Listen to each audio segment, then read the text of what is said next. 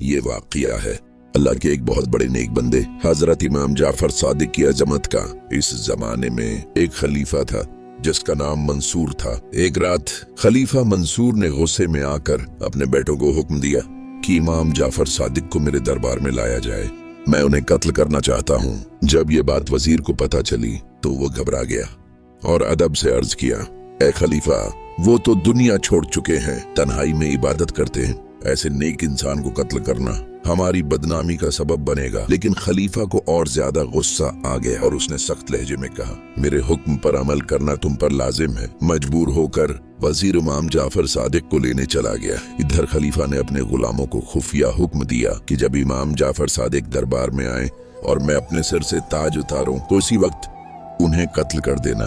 कुछ देर बाद इमाम जाफर सादिक दरबार में तशरीफ लाए। जैसे ही खलीफा ने उन्हें देखा, उनके चेहरे का नूर और उनका रौब देखकर खलीफा के दिल पर अजीब खौफ तारी हो गया।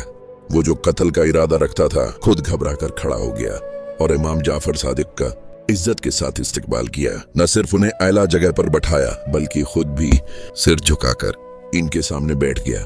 फिर नर्म आवाज में पूछा, ए इमाम, आपकी कोई जरूरत हो तो जरूर बताएं। इमाम जाफर सादिक ने सुकून से फरमाया, मेरी एक ही ख्वाहिश है कि आइंदा मुझे दरबार में न बुलाया जाए ताकि मैं सुकून से अपनी इबादत कर सकूं। खलीफा ने फौरन वादा किया और बहुत एहतराम के साथ इमाम साहिब को रुखसत कर दिया। लेकिन इमाम जाफर सादिक के जाने के बाद खलीफा की हालत बदल गई। इस पर ऐसा खौफ तारी हुआ कि वो कांपने लगा और कई घंटों तक होश में न रहा। कुछ रवायतों में आता है कि वो 3 नमाजों के वक्त तक बेहोश रहा।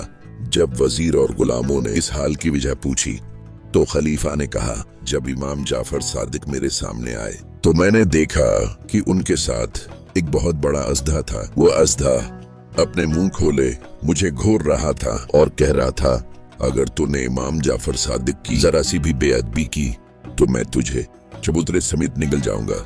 इसी खौफ ने मेरे दिल को हिला दिया और मैंने फौरन इमाम साहिब से माफी मांग ली। ये वाकया हमें सिखाता है कि अल्लाह के नेक बंदों की हिफाजत खुद अल्लाह फरमाता है और उनका रौब बादशाहों के दिलों पर भी छा जाता है।